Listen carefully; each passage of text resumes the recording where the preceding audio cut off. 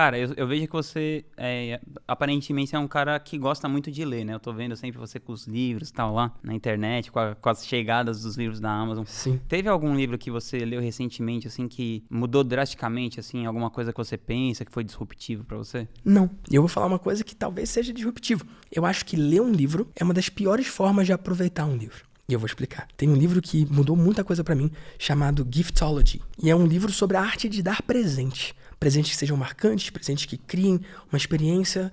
E, cara, eu levei 4 meses pra ler aquele livro. É um livro curtinho. Se você quisesse ler em 2, 3 dias. Eu conseguiria ler em 2, 3 dias. Eu levei 4 meses. Eu viajava com um livro. Eu ia pra praia com o livro. Eu dormia com o livro. Às vezes eu lia uma página, guardava. Era uma troca, era uma relação. E, eventualmente, cheguei no final do livro. E foi muito triste. Porque é como se aquela conversa que eu tava tendo com o autor acabasse. Quando eu li o livro, eu adquiri o conhecimento do livro. Mas acabou a conversa. Naqueles 4 meses que eu estava lendo aquele livro, eu melhorei os níveis de presentes que eu dou de forma muito absurda. E agora eu não estou mais pensando nisso, porque passou. Então, eu gosto de ter livros em aberto. Eu não gosto de no final.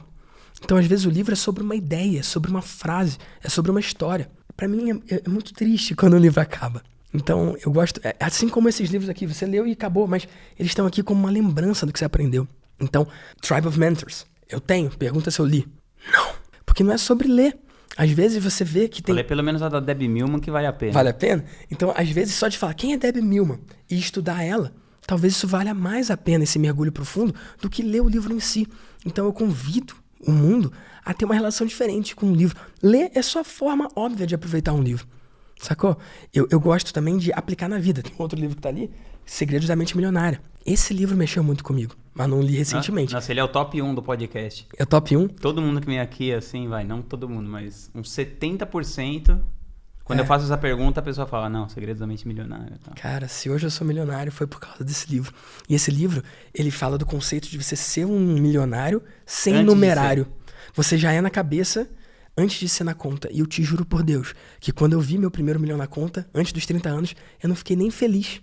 Eu lembro de ver e falar, agora tá certo. Porque agora tava fazendo sentido junto com a minha cabeça. E eu sei que pra muita gente ouvindo isso pode soar absurdo ou talvez até ofensivo. Então meu convite é, vai então ler o livro.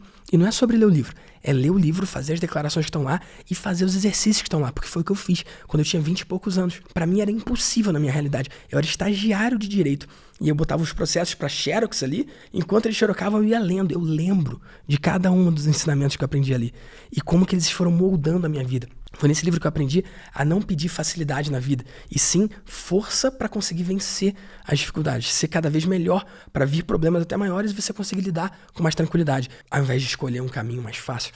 Foi nesse livro que eu aprendi tanta coisa, fez tanta diferença para mim. Mas você tinha falado de um livro recente, né? Então, não consigo lembrar alguma coisa recente que tenha me marcado tanto quanto esse livro, né? Cara, você falou que você trabalha todas as terças, né? Que você tem a sua rotina de atender os seus mentorados e tal. Fora disso, você tem alguma rotina, assim? Ou rotina matinal, ou, sei lá, você fala, tipo, sei lá, todo dia você vai no Velocity, ou todo dia você faz não sei o quê. Tem alguma rotina que melhora a sua qualidade de vida? Cara, meu dia eu construo mais como jazz, é mais no improviso. Mas tem alguns hábitos, algumas coisas que eu faço, que quando eu faço, muda drasticamente o meu dia. Tem muita gente que fala da meditação, não é? Pra mim, até hoje, não rolou. Eu pretendo depois voltar, né? E quando eu falo não rolou, não é tipo tentei 3 vezes e não rolou, não. Foram, salvo engano, 400 dias consecutivos, fazendo todos os dias, pelo menos 10 minutos por dia, e não gostando. Porque eu queria ter certeza que o troço... Agora, tô falando mal da meditação? Não. Eu reconheço que vários amigos e clientes meus têm resultados incríveis com meditação. Pra mim, do jeito que eu fiz, não sei se eu fiz errado. Enfim, na época eu fazia de noite, eu ouvi dizer que é melhor de manhã. Enfim, pra mim foi um troço que me causava ansiedade. Era um tem que meditar. Não era algo que eu fazia com prazer, como o lance da bike. O lance da bike, pra mim, é mais fácil fazer do que não fazer hoje.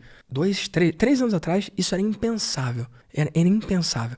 Então, eu acredito que a gente consegue mudar, né? As células do nosso corpo, elas mudam a cada, sei lá, quantos anos, todas elas. Então, eu não sei quanto que isso é metafórico ou quanto é literal, mas o fato é que a gente muda. Então, os hábitos mudam. Hoje, se eu não vou pedalar, o meu dia é pior. Então teve uma época, no auge do emagrecimento, que meu dia era construído em volta do calendário do Velocity. Então a primeira coisa que eu marcava era a aula. E aí eu ia marcando outras coisas antes ou depois da aula. falo, era o marco do dia, né? Eu não tenho uma rotina que eu sigo todos os dias, mas tem algumas práticas que eu faço que fazem toda a diferença pra mim. Outra coisa também que pra mim faz muita diferença, escolher as 2 coisas que no dia, se eu fizer, o dia valeu.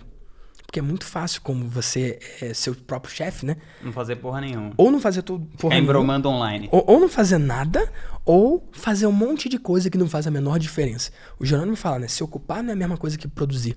E eu já me flagrei muitas vezes trabalhando duro, né? O dia inteiro ali mexendo. Cara, o que eu fiz de verdade?